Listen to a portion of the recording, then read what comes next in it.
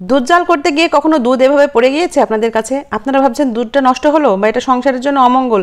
কিছুই না, এই দুধটা দিয়ে আপনি এত দারুণ একটি রেসিপি তৈরি করে নিতে পারবেন, চমকে যাবেন, অবাক হয়ে যাবেন, ভাবতেও পারবেন না যে এত সুন্দর রেসিপি এই পড়া দুধ দিয়ে হতে পারে। তো তার জন্য আপনাকে ভিডিওটি পুরো দেখতে হবে এবং স্টেপ বাই স্টেপ আপনাকে ফলো করতে হবে। এর ভিতরে একটি স্টেপ যদি মিস হয়ে যায় তাহলে আপনি কিছুই বুঝতে পারবেন না। তো প্রথমে যেটা করেছি, আমি একটি সফট কাপড় নিয়েছি। সফট কাপড় নিয়ে একটি পরিষ্কার পাত্রে দুধটা এভাবে উঠিয়ে নিচ্ছি। আপনারা চাইলে কোনো পরিষ্কার স্পঞ্জের সাহায্যে দুধটা উঠিয়ে নিতে পারেন, তবে খেয়াল রাখতে হবে দুধের ভিতরে যেন কোনো রকম ময়লা না আসে। ময়লা আসলে কিন্তু হবে না, কোনো টুকরো ময়লা যেন দুধের ভেতর না থাকে, একেবারে ফ্রেশ পরিষ্কার দুধটা নিয়ে নিতে হবে। তো আমি যতদূর সম্ভব পরিষ্কার দুধটা নিয়ে নিয়েছি। যেহেতু আমার গ্যাসের চুলার উপরে কোনো ময়লা ছিল না, তাই আমি পুরো দুধটাই নিয়ে নিলাম। যদি গ্যাসের চুলো ময়লা হয় অবশ্যই আপনারা খেয়াল করে দুধটা নেবেন যেন কোনো রকম ময়লা এর ভেতরে না আসে। যদি ময়লা চলেই আসে তাহলে কিন্তু অবশ্যই দুধটা সেকে নিতে হবে। তো দেখুন এখানে 5 ml পর্যন্ত দুধ হয়েছে, খুব বেশি পরিমাণে হয়নি। তো এবারে আমি কি করব, এই দুধটা যে আপনাদের সংসারের কি কাজে লাগবে আপনি কল্পনাও করতে পারবেন না। এবারে এই দুধের ভিতরে দিয়ে দিব আমি 1/2 চা চামচ পরিমাণ হলুদ গুঁড়ো। রান্নার জন্য যে হলুদটা আমরা ব্যবহার করি সেটাই ব্যবহার করবেন, কোনো সমস্যা নেই। এবারে আমি ভালো করে এটা মিশিয়ে নিয়েছি।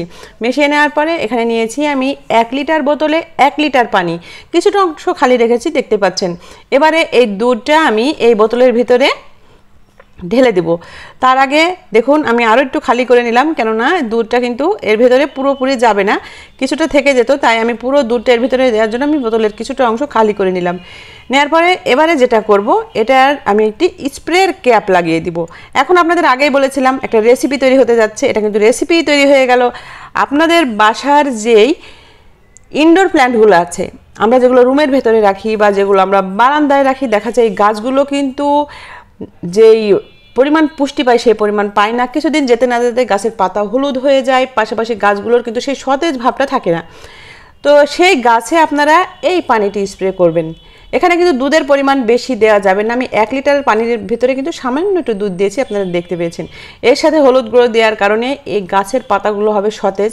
গাছের পাতা যদি হলুদ ভাব থাকে সেটা দূর করে দিবে, কোনো রকমের পোকামাকড়ের আক্রমণ হবে না। এটা এতটাই উপকারী একটি জিনিস তৈরি হলো। এটা হলো গাছের খাদ্য, এটা গাছের জন্য একটি খুবই উপকারী রেসিপি তৈরি হয়ে গেছে। আপনারা অবশ্যই ট্রাই করবেন। কখনো দুধ এভাবে পড়ে গেলে দুধটা ফেলে দিবেন না, এভাবে কাজে লাগান, দেখবেন দুধটাও কাজে লেগে গেল, এটা অপচয়ও হলো না। আর আপনার বাসার যে গাছগুলো রয়েছে সেই গাছগুলো কিন্তু অনেক হেলদি হলো, সুস্থ হলো। আপনারা এভাবে ট্রাই করে দেখবেন।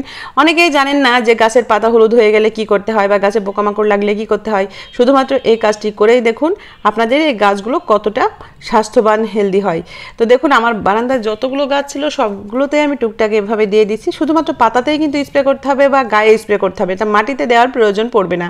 এভাবে ট্রাই করতে থাকুন, দেখবেন আপনাদের গাছগুলো অনেক ভালো থাকবে। ভিডিওটি অনেক উপকারী, অবশ্যই ট্রাই করবেন। ভালো লাগলে লাইক শেয়ার দিয়ে দিবেন। সবাই ভালো থাকবেন। আল্লাহ হাফেজ, আসসালামু আলাইকুম।